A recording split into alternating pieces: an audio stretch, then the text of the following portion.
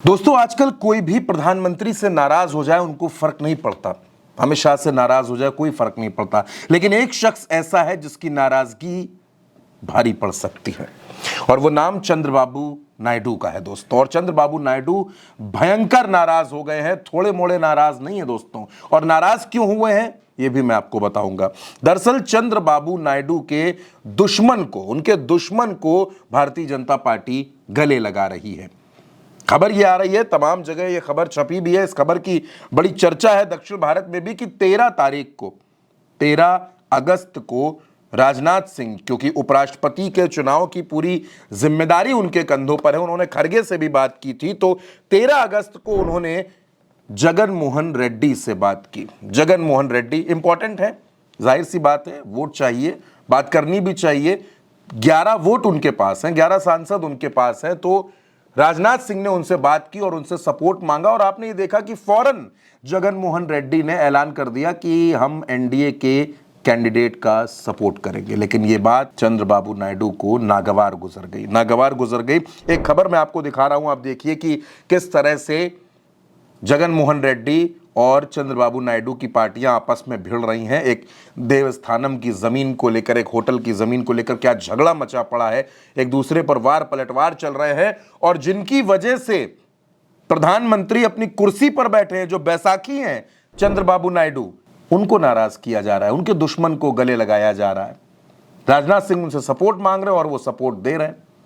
राजनीति में दूसरे दल में सपोर्ट मांगना या ना मांगना इस चुनाव में कोई गलत बात नहीं है दोस्तों, हम ये नहीं कह रहे, बिल्कुल सपोर्ट मांगना चाहिए, अधिकार है भारतीय जनता पार्टी का कि वो वोट जुटाए अपने एनडीए के कैंडिडेट के लिए। लेकिन जिनके पास 18 वोट हैं, चंद्रबाबू नायडू 16 लोकसभा में और 2 राज्यसभा में, उनको कॉन्फिडेंस में लिए बिना, उनको बताए बिना, उनसे बात किए बिना, उनसे पूछे बिना राजनाथ सिंह ने यह फोन कर दिया जगन मोहन रेड्डी को। और कहा जा रहा है कि इसी के बाद जगन मोहन रेड्डी दिल्ली भी आए थे और उन्होंने अपने सांसदों के साथ मीटिंग भी की थी। उन्होंने अपने सांसदों से कहा कि अभी शांत रहो, अभी कोई रिएक्ट नहीं करना है, कोई बयान नहीं देना है, उपराष्ट्रपति के चुनाव तक बिल्कुल शांत रहो और इंतजार नवंबर का करना है। क्यों?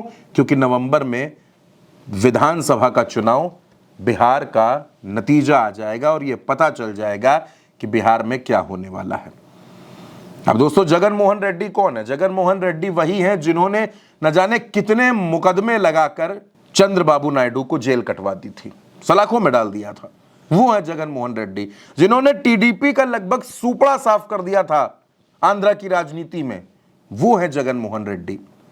आज की तारीख में मैं अगर आपसे यह कहूं कि जानी दुश्मन है चंद्रबाबू नायडू और जगन मोहन रेड्डी, तो यह गलत नहीं होगा दक्षिण भारत की राजनीति में दोस्तों। जब बात आई डिलिमिटेशन की, जब डिलिमिटेशन की चर्चा शुरू हुई तो चंद्रबाबू नायडू को खड़े होना पड़ा दक्षिण भारत के राज्यों के साथ, स्टालिन के साथ खड़े होना पड़ा उनको रेवंत रेड्डी की बात सुननी पड़ी, माननी पड़ी। उन्होंने भी डिलिमिटेशन पर अपनी राय एनडीए से अलग रखी थी। जब ट्रंप ने हमारे ऊपर टैरिफ लगाया, जब टैरिफ का ऐलान किया गया, तब भी चंद्रबाबू नायडू पहले इंसान थे, एनडीए में होते हुए भी उन्होंने विरोध किया ट्रंप के इस फैसले का। उन्होंने बिहार में एसआईआर का विरोध किया, उन्होंने कहा कि यह नहीं होना चाहिए, यह गलत है। और अब चंद्रबाबू नायडू के जो दुश्मन हैं, जो चंद्रबाबू नायडू को फूटी आंख नहीं सुहाते, उन जगन मोहन रेड्डी के सामने वाईएसआर के सिर्फ वोट हासिल करने के लिए भारतीय जनता पार्टी उनको फोन कर रही है, उनको मनाने की कोशिश कर रही है।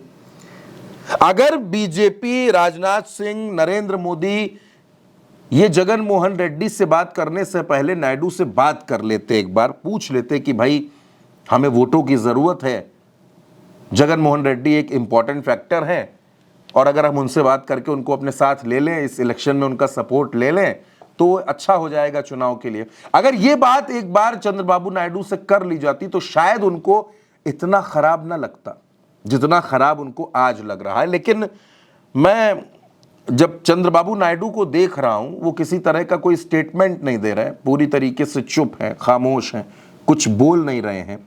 ऐसी चुप्पी उन्होंने ओढ़ रखी है जो बहुत कुछ कहती है। और सियासत में दोस्तों आप जानते हैं कि राजनीति में जो नेता खामोश हो जाए, चुप हो जाए, कुछ ना बोले, फिर जो उसका अगला कदम होता है दोस्तों, वो सियासत में हलचल पैदा कर देता है। और चंद्रबाबू नायडू अपनी इसी सियासत के लिए जाने जाते हैं। चंद्रबाबू नायडू कब, कैसे और कहां पर चौंकाएंगे, कब, कैसे और कहां पर इस सरकार को झटका देंगे, ये सिर्फ नायडू साहब जानते हैं, नायडू साहब जानते हैं। और आप जानते ही हैं, इन दिनों अनिल अंबानी पर भी शिकंजा कसा जा रहा है। अनिल अंबानी कौन है? अनिल अंबानी चंद्रबाबू नायडू के खासम खास हैं, मित्र हैं, दोनों में बड़े नज़दीकी रिश्ते हैं, पिछले 2 दशक से एक दूसरे से दोस्ती है उनकी। उन पर भी छापे मारे जा रहे हैं। सदन में बिल लाया जा रहा है। विपक्ष का ऐसा कहना है कि ये बिल दरअसल नायडू और नीतीश को डराने के लिए लाया गया है, ताकि वो घबरा जाएं और इस उपराष्ट्रपति के चुनाव में और ऐसे भी वो सरकार के साथ खड़े रहें। ये तमाम आरोप विपक्ष के थे। मैं विपक्ष के आरोपों पर नहीं जाना चाहता, लेकिन जो ये खबर आई कि राजनाथ सिंह ने जगन मोहन रेड्डी से बात की, उनसे बात करके सपोर्ट मांगा, और ये बात चंद्रबाबू नायडू को नागवार गुजरी है। अब चंद्रबाबू नायडू का अगला स्टेप क्या होगा, ये देखने वाली बात होगी दोस्तों। फिलहाल इस खबर में मेरे साथ इतना ही। आप अपनी राय कमेंट बॉक्स में हमें ज़रूर बताइएगा। चैनल को सब्सक्राइब कीजिएगा। नमस्कार।